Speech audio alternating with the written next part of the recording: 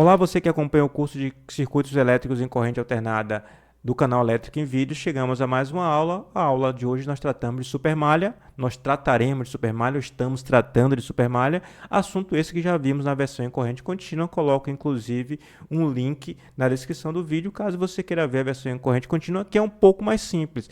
É um pouco mais simples, afinal de contas, a solução não envolve números complexos, como é o caso de corrente alternada. Porém, o método de aplicação de supermalha é exatamente o mesmo. Ou seja, se você já sabe a versão em corrente contínua e sabe tratar com números complexos, já sabe o que precisa de supermalha. Vamos ver aqui o que a gente vai entender hoje sobre supermalha.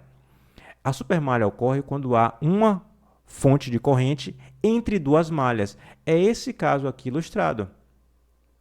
Eu tenho duas fontes de corrente. Essa de 10 amperes está exclusivamente numa malha que eu posso chamar de malha 1. Indico aqui já o sentido das correntes no sentido anti-horário para as três, para que a gente saiba que a gente vai chamar essa primeira de 1, aqui de 2 e aqui de malha 3. Já essa segunda fonte de corrente, de valor 5 amperes com um ângulo de 10 graus, ela é compartilhada pelas malhas 2 e 3. Aqui surge um problema. Aqui a gente precisa identificar, quando a gente faz a análise de malhas, o valor da tensão em cada um dos elementos. É isso que a gente faz quando a gente percorre a malha. Só que a tensão nos terminais da fonte de corrente, ela é impossível de ser determinada a priori. Afinal de contas, o valor da corrente vai ser o mesmo, 5 com ângulo de 10 graus, independentemente da tensão nos seus terminais. É isso que diz uma fonte de corrente ideal. A corrente é sempre a mesma, independentemente da tensão nos seus terminais. Então, é impossível fazer a determinação dessa tensão nesses terminais, utilizando simplesmente a lei de Kirchhoff das tensões para essa malha 2, a mesma coisa para essa malha 3, quando chegar no elemento fonte de corrente. Então, a gente utiliza o método da supermalha, que nada mais é do que você fazer a retirada da fonte de corrente e também de todos os elementos que estão em série. Assim você obtém aquilo que a gente chama de supermalha. Essa malha grandona aqui, quando aquele elemento, fonte de corrente e mais todos os elementos que estão em série forem retirados. Então você passa a ter a supermalha 2, 3. Mas é que surge também um pequeno problema, né? Você tem 3 incógnitas para obter valores e precisa, portanto, de 3 equações.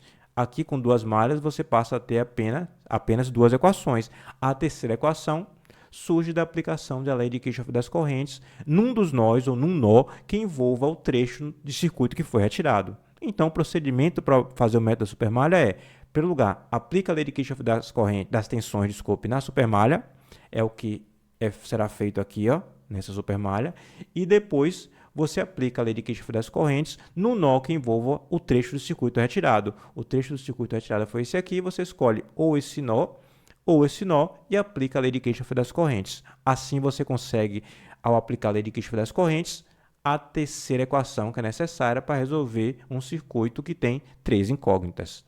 Vamos lá. Então, vamos resolver esse exemplo para entender melhor o que é a supermalha, o que é o método da supermalha.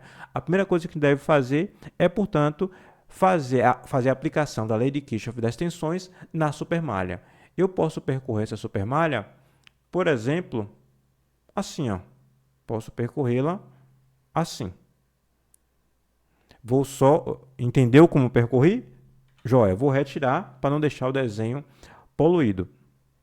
Farei, então, isso aí. Vou diminuir aqui um pouquinho mais para a gente conseguir enxergar melhor.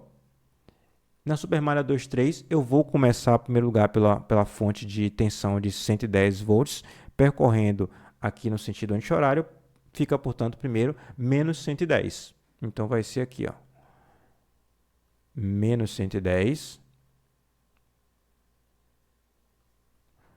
Passo agora por essa impedância, que vai ser 5 mais J3, tudo isso multiplicado pela corrente I3.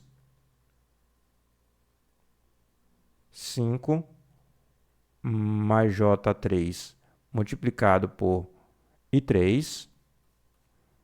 Agora chego na resistência de 1 ohm, percorrendo aqui de cima para baixo, vai ser 1 vezes I2 menos I1. Vai ser 1 vezes I2 menos I1. Finalmente, chego no último elemento, J5 vezes I2. É o último porque depois eu volto ao ponto original que a gente coloca que é igual a zero. Então, aqui eu tenho mais J5 vezes I2 é igual a zero. Agora eu posso dar uma organizada nisso aqui, ó. Posso organizar melhor essa equação. Organizando essa equação, onde é que eu tenho I1? Aqui, ó, 1 vezes menos I1. Menos I1. Onde é que eu tenho I2? Aqui 1 e aqui também o J5. 1 mais J5 e 2. Onde é que eu tenho I3? Aqui, ó. 5 mais J3 e 3. É esse aqui. Vai ser igual a 110 volts. Opa, 110 volts. Mas a gente vai chamar isso aqui de equação 1. Agora eu vou aplicar a lei de Kirchhoff das malhas, ou das tensões, na malha 1.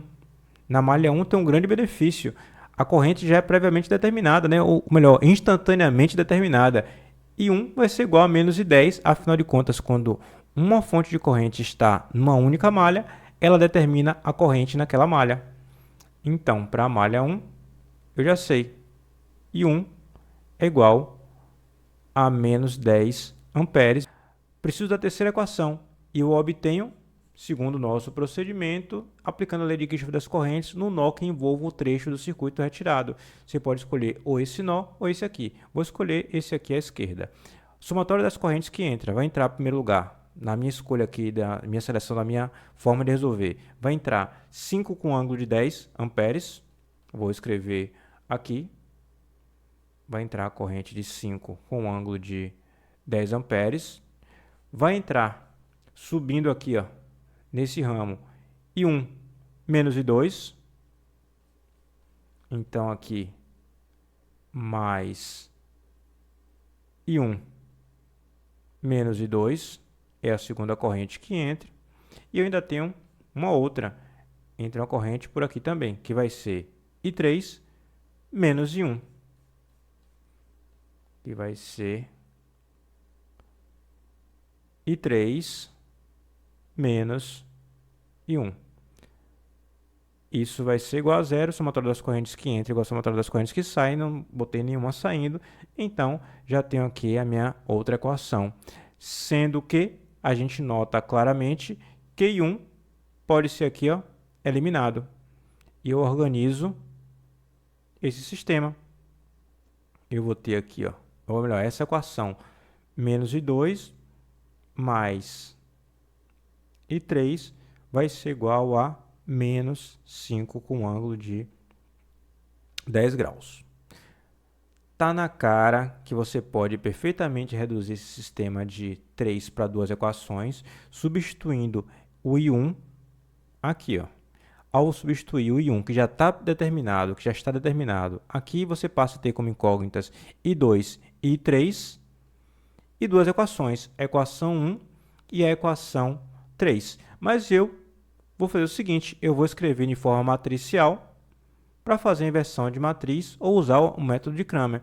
Aí eu peço a você que também faça o uso dos métodos para encontrar. A primeira linha da matriz vai ser a equação 1, vai ter o elemento menos 1, que multiplica a corrente 1, o elemento 1 mais J5, que multiplica a corrente 2, e 5 mais J3, que multiplica a corrente 3. Vai ser igual a 110. Então, eu venho aqui e escrevo menos 1, aqui 1 mais J5, aqui 5 mais J3, que vai ser igual a 110. O segundo, e 1 é igual a menos 10. Vou escrever aqui, ó. E 1 vai ser igual a menos 10. Por fim, eu tenho essa última equação, a equação 3. Vai ter o elemento que multiplica a corrente 1 vai ser 0. E aqui eu tenho menos 1 e 1, que vai ser igual a menos 5 com ângulo de 10. O elemento 0, menos 1, 1 com um ângulo de menos, desculpe, que é igual a menos 5 com um ângulo de 10. Note, aí você usa o método que você quiser. E por que eu mantive esse I1 igual a menos 10? Porque seja lá qual for o método que você queira exercitar, obrigatoriamente você deve encontrar que I1 vale menos 10. Aí você pode exercitar o método e tem como garantir que você acertou ou errou ao encontrar ou não o valor de menos 10. Tem de encontrar menos 10. Eu já fiz, obviamente, a conta e vou colocar aqui os valores que eu encontrei. I2 vai ser 12,35 com um ângulo de menos 44,23 graus, amperes. E 3 aqui, ó, 10,26 com um ângulo de menos 67,51 graus. E, obviamente, isso aí em amperes. Faça essa conta, veja se eu acertei ou se errei. Se errei, obviamente, bote aqui nos comentários para corrigir esse vídeo. Mas se não errei, te encontro no próximo vídeo, na próxima aula. Até breve.